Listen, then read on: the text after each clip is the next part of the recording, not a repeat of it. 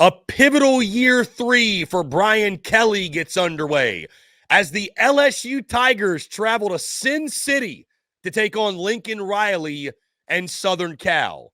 Hello, everyone. I'm Chris Phillips of SEC Unfiltered. I'm joined by Dave Shumate. Appreciate each and every single one of you tuning in. Make sure you like, subscribe, turn notifications. Check us out via podcast, wherever you get your podcasts. You can also find us across all social media platforms as well as our website, SECUnfiltered.com. We're brought to you by our friends over at MyBookie. Guys, go to mybookie.ag. Use promo code SECU at sign up to receive a special welcome offer on your first deposit. Again, guys, it's mybookie.ag, promo code SECU to get your special welcome offer today. The LSU Tigers and USC are set to do battle in Las Vegas. We're previewing, predicting, and breaking down everything you need to know for this massive non-conference matchup. And I'm joined by my good friend helping me do so, Dave Shumate. Dave, what's going on, my man? Appreciate you taking the time.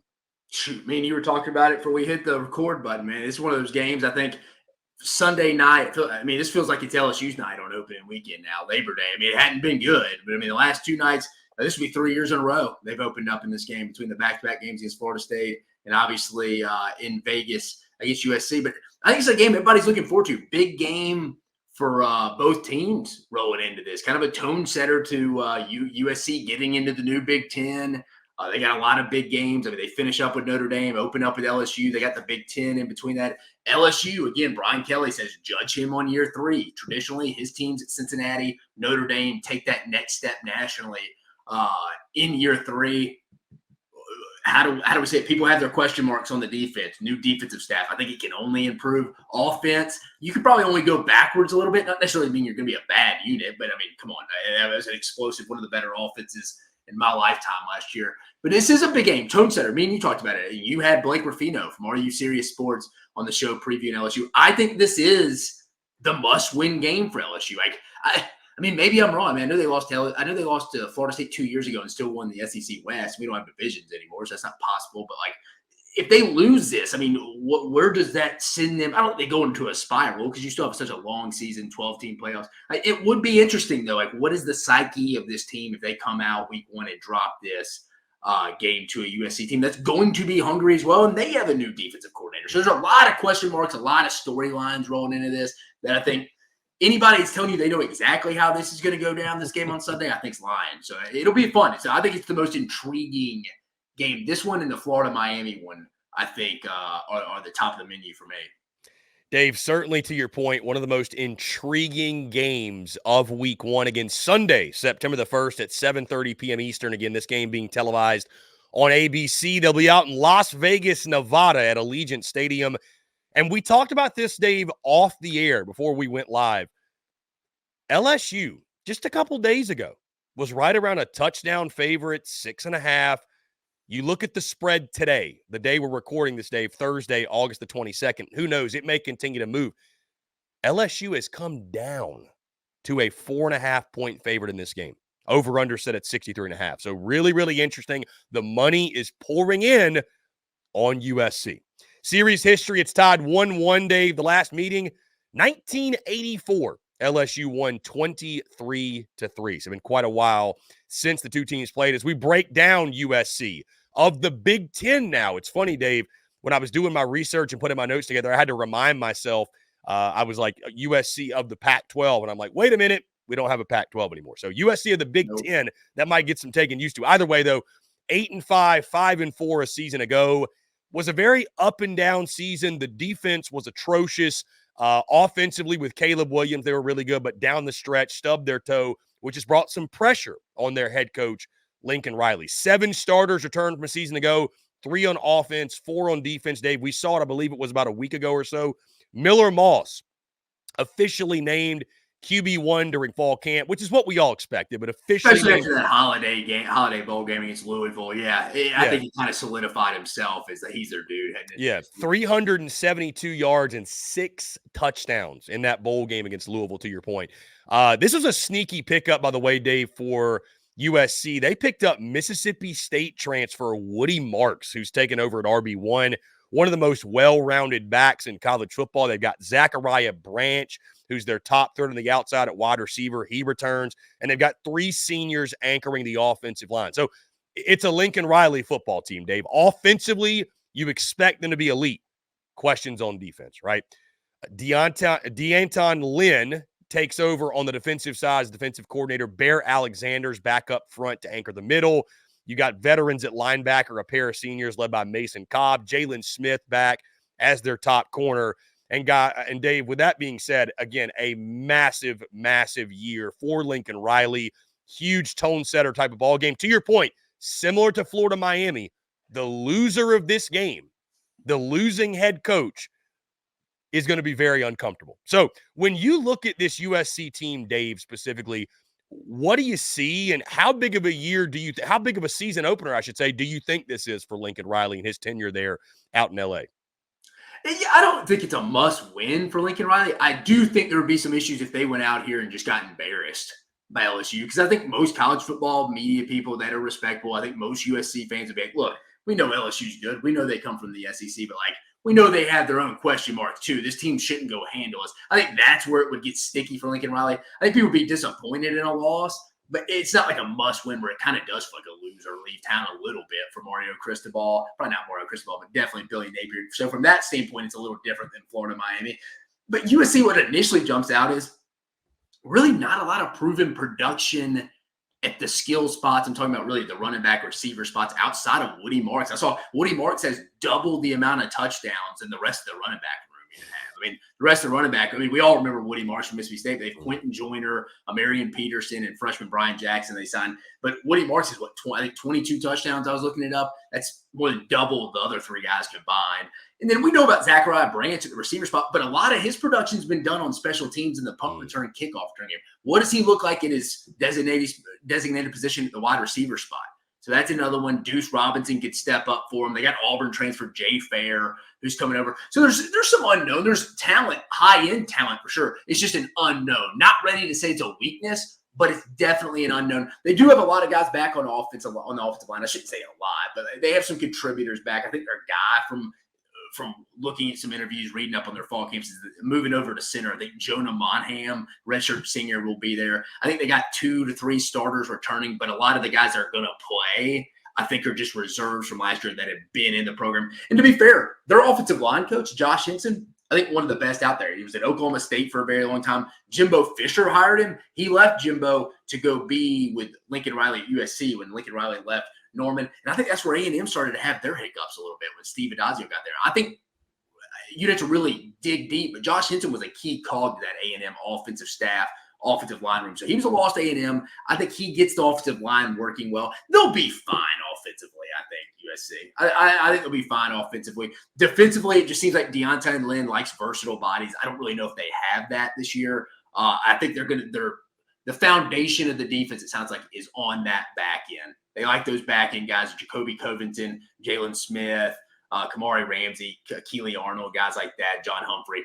I think the front seven's a little outside of Bear Alexander, a little bit of a question mark. Undersized bodies he doesn't like. A guy I did hear, though, was a first-team All-Pac-12 selection last year at Oregon State that transferred in. The inside backer spot. Keep an eye on him, I told. It's Easton Mascarenhas Arnold. That's a tongue twister. Easton Mascarenhas Arnold is the guy. He was a first-team Pac-12 guy for Oregon State last year, transferred to USC. So he's an impact guy. It's produced at this level. So he's a guy I would expect. I'm really interested to see this matchup between Garrett Nussmeier and his receivers against this USC secondary. Can USC get any kind of pass rush without bringing any extra guys? Just a lot of question marks. I mean, it's going to be fun. It's going to be fun across the board. How does Blake Baker scheme up Lincoln Riley, and then with this much time to prepare in the offseason? And then how does Deanton Lynn attack Cortez Hankton and Joe Sloan, the 2 new OC? There's a lot of new coordinators in this game. Dave, LSU's looking for their first win in a season opener since 2019. And to your point, Dave, when you talk about this game and you break it down, I think we have to start on the defensive side for both sides, by the way. USC was abysmal. LSU was maybe worse than abysmal. I mean, some of the worst defenses in college football a season ago my biggest question, Dave, and we got a pair of new defensive coordinators, right? Blake Baker at LSU, I cannot say his name, D'Anton Lynn, that you mentioned over at USC. These two guys doing it out. I just wonder which defense has made bigger strides from the end of last season to the season opener. That's my question. Like, Chris, what'd you mention the over-under was in this? 63 and a half. And so I don't people know. People are expecting points. And I think realistic people are like, dude, both teams are going to get theirs. You're right. I think you 100% hit hammer on the head there, CP. Which team is taking those steps from spring to the fall and throughout fall camp and improve? Again, you don't have to be the steel curtain Steeler defense. I don't think anybody's expecting any of these, but who can limit the explosive plays, probably win the turnover battle. They probably give up some yards to get some takeaways. So I'm with you. Who took that next step from the spring and through fall camp defensively? I'm with you. That'll be key. Dave, it's a question of whose defense has gone from downright terrible to just slightly below average. That's it. I mean, really, that's the question. I mean, and we talked about, and you mentioned, who needs this game more, Brian Kelly or Lincoln Riley. And I think they both need it for different reasons, maybe. And I would agree. And it sounded like you said, like Brian Kelly, I think in LSU, they need this one more.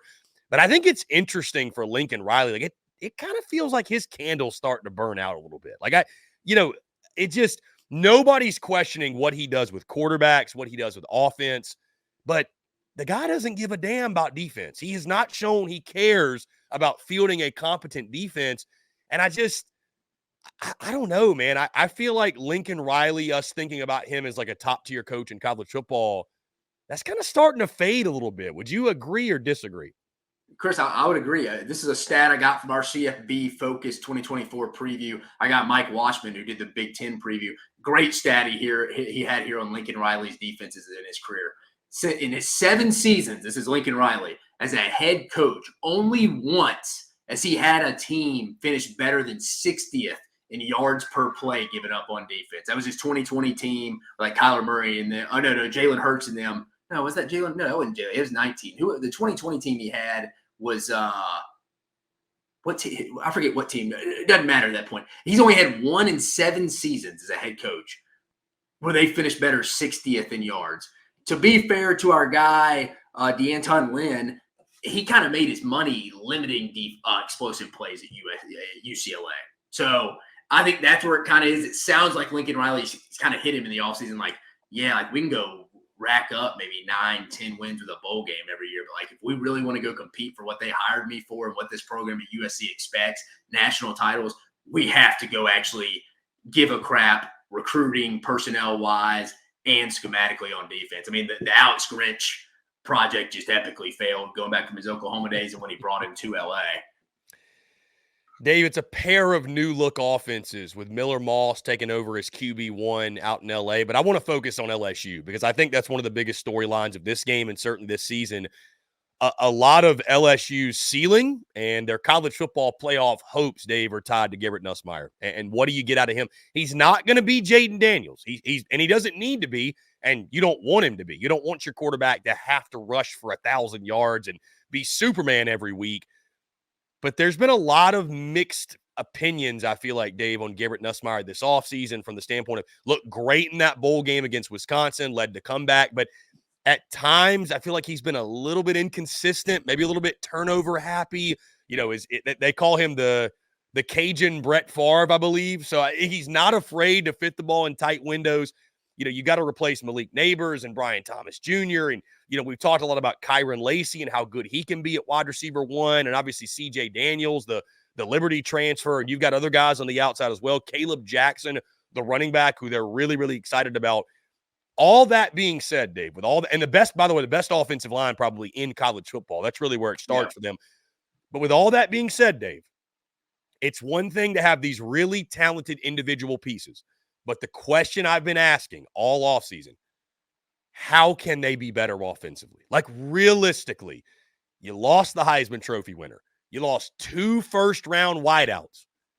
How can they be better? I'm really, really curious to see just – and different can still be really, really good.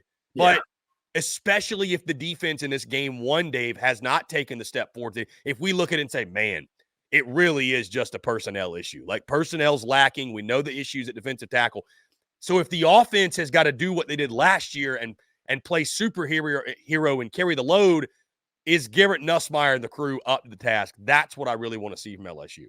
Yeah, I mean, we heard Brian Kelly. You were there at SEC Media Days in Dallas. He talked about they're going to be a more balanced team this year. They weren't that last year. It was just a back and forth YMCA basketball game. You'd see up there, people up and down the floor. But balance-wise, I think they're going to try this year. And I don't think this is any secret. They're going to try to just establish the run. Because, again, like you said, I think they have the best, probably not at each position, especially the tackle spots, they definitely do, but best starting five combo heading in to the SEC play and to probably the country on the offensive line front. They have two really good running backs, Josh Williams, former walk-on, they put on scholarship, Mr. Consistent. I think Caleb Jackson's actually the dude in that room who may take over RB1 after a couple games. Dave, they've been talking about Caleb Jackson, Blake and others. We talk like he's got some Leonard Fournette in him. I mean, I think it's those type of comps. So yeah, I think he's a beast. I think they're going to lean on that a little bit, and I think they're going to throw off play action a little bit, use some safe throws. I think this is where Mason Taylor comes back in a little bit. For we all remember him his freshman year, kind of took a step. Not actually, he didn't. They just didn't utilize him in the scheme as much. I mean, you had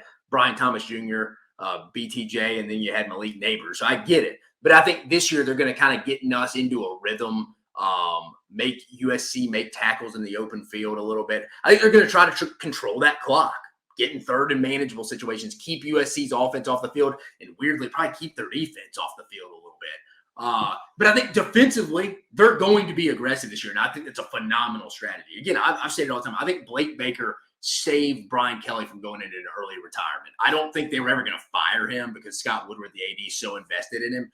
But I think it could have forced him into an early retirement if they didn't get that defensive coordinator and defensive line coach spot right with Bo Davis. I think they did. I mean, we've mentioned it all the time. The personnel isn't there to compete for a championship this year. I could be wrong. I just don't think it is.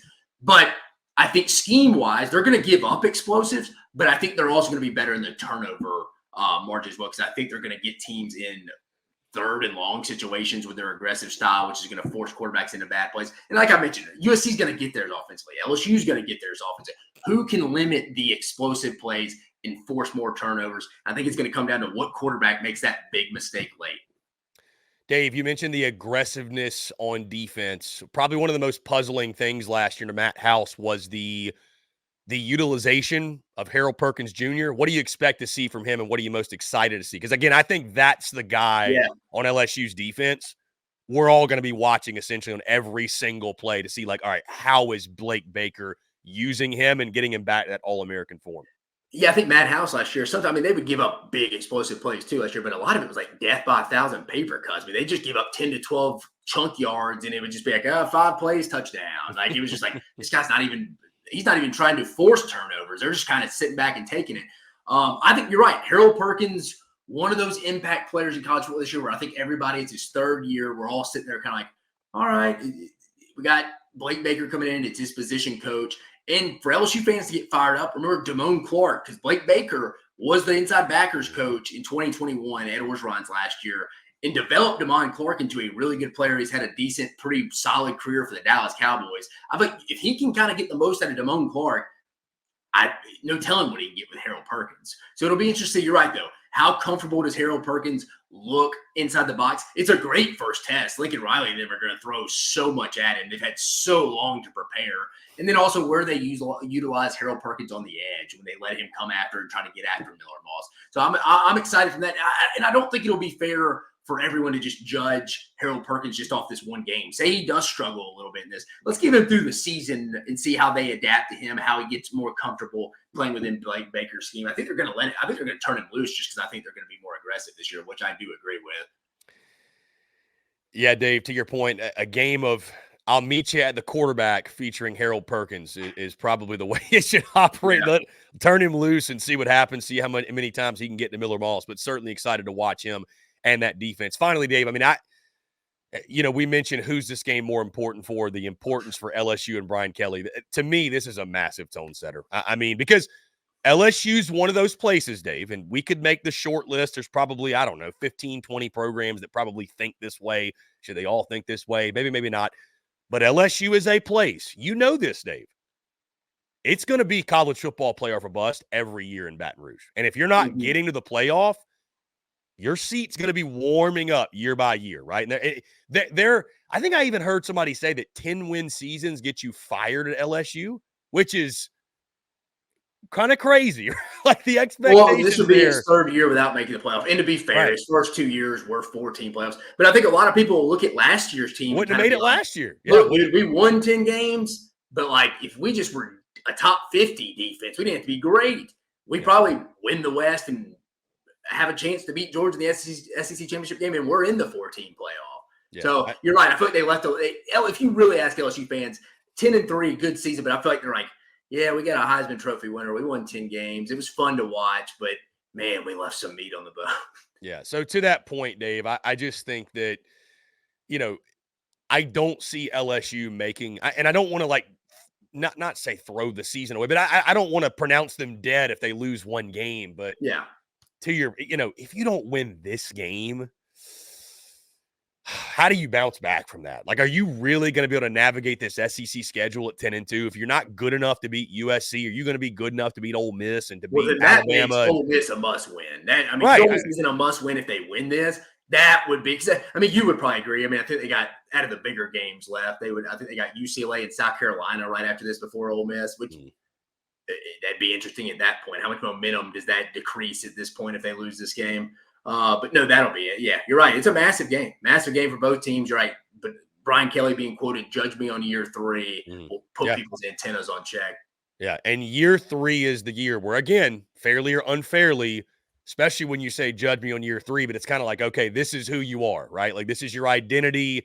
This gives us a pretty good idea of what we got. I think it's just massive for LSU to get off on the right foot, because if they don't, we've mentioned this, Dave, if they don't, it's going to be ugly on the Bayou. It's just going to be ugly. So that being said, Dave, let's move into our predictions for this game. I will start here.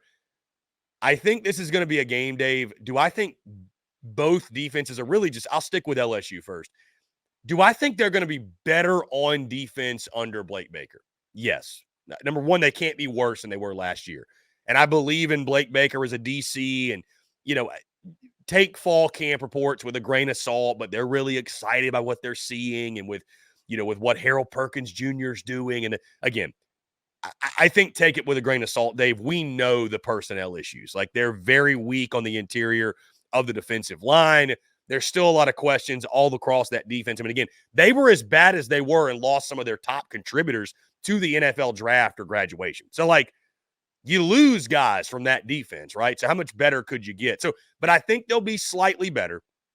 I think the defense from a culture standpoint, pursuing the football, the effort they play with, I think that's going to be noticeable in game 1. Blake Baker's much more of a player's guy than Matt House. Yeah, I agree. Yes, with that. I think you're going to see that his guys are willing to go get in that extra mile, fight for that extra inch, what have you. Offensively, the way I look at LSU, Dave, a little bit better defensively, maybe a slight step back offensively, because how could you not? So what does it all equate to? USC, again, this is a game, Dave, of defense is optional. I don't see in the first game of this year, all right, well, we hired a new D coordinator, so we have it all figured out. No, I think it's going to be a lot of points. I think it's going to be up and down the field. I do think we're going to see Garrett Nussmeier. I'm really intrigued to see what's the stat line like for him. Is it 3 touchdowns, 1 pick? Can he play a clean game? Is it 2-2? Is it 4-2? Like, what does that look like? You mentioned the run game. I think they're going to be a lot more balanced. I think it's going to be a lot of Caleb Jackson. But I don't see anybody slowing down anybody for the most part, Dave. I love the over in this game. I feel like it's just kind of one of the, don't overthink this thing. It's going to be a lot of offense. But I think LSU in a must-have game, and I don't trust Lincoln Riley. I flat out just don't trust Lincoln Riley. And I think, believe it or not, I trust Garrett Nussmeier a little bit more. I think LSU wins this game, Dave. Believe it or not, I think it's a late defensive stop, a turnover, kind of just like an ironic fitting, right, to the way you win the ball game. I've got LSU winning this one. Give me the Tigers 38, USC 35. So in this scenario, USC would actually cover, right? That spread coming down, like you mentioned, coin flip. I just think LSU has to have it for so many different reasons. Brian Kelly, year 3, you need to get the monkey off your back of you haven't won a season opener since 2019. I think LSU breaks through, have a hot day offensively, and again, they get one key stop they need, 38-35 LSU win. Yeah, The feel I get with this game, again, LSU, I like the receivers. I don't know if there's a real dude in this unit, and maybe some people may kill me for that. Because Kyler Lacey, we've seen it through spring games, through practices. It just feels like we've seen that for the last 2 years. I think it was like the L game MVP a couple years ago, this past year. But we hadn't seen it translated on the field.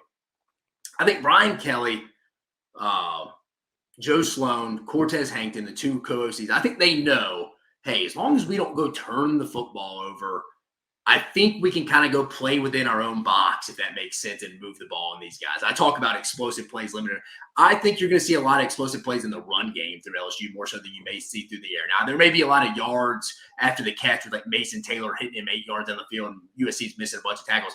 But I think DeAnton Lim, coming over from UCLA, he's a versatile guy. I think outside Bear Alexander, he's probably not real fired up about the body type personnel in this defensive front. So I think LSU is going to lean on that, and I think they're going to throw off play action, get Mason Taylor involved. I think it's a big day on the ground for LSU, led by Caleb Jackson and the duo of Caleb Jackson and Josh Williams. I think they lean on that. Nussmeier is a big day with Mason Taylor. I think defensively, eyes need to be on guys like Sage Ryan and Ashton Stamps in the backfield, or sorry, in the back, I should say, on the back end. Feel like they've gotten a little better. I'm excited to see Blake Baker and then be aggressive. I think they're going to give up their chunk plays a little bit. Maybe it's through penalties at times, some pass interferences that extends drives for USC here. But I'm with you. I think it's kind of back and forth. I think LSU tries to shorten the game a little bit in the second half and look like, hey, we're gonna go with our bell cow, just combo right here. Caleb Jackson, Josh Williams. Let's just lean on them. I'm with you. I think LSU gets a late score, something like an 8, 9, 10 play drive, milking it to go up 38-31. And I'm with you. I think LSU gets a big stop that they were missing last year at times with a big interception. Maybe someone, Sage Ryan, like I said, Ashton Stamp, somebody like that. Maybe a Major Burns if the star position nickel spot comes in and gets a big play. But I'm with you. That sounds about right. So I'm going to go final score 38-31, close one. LSU's rushing game. And Caleb Jackson, Mason Taylor, welcome back, baby. We didn't see you a lot in 2023. We saw you in 2022. I think he's a good safety valve for Garrett Nussmeier to keep him from stretching the field, turnover it a little bit. So I think I like 38-31 LSU in a close game. I'm with you, though, on the late defensive stop. It just feels like the ironic ending to the game, right? Yeah, like LSU needs a stop defensively, and they get it, which, to your point, if in closing, if Blake Baker, Dave, I love the way you put that.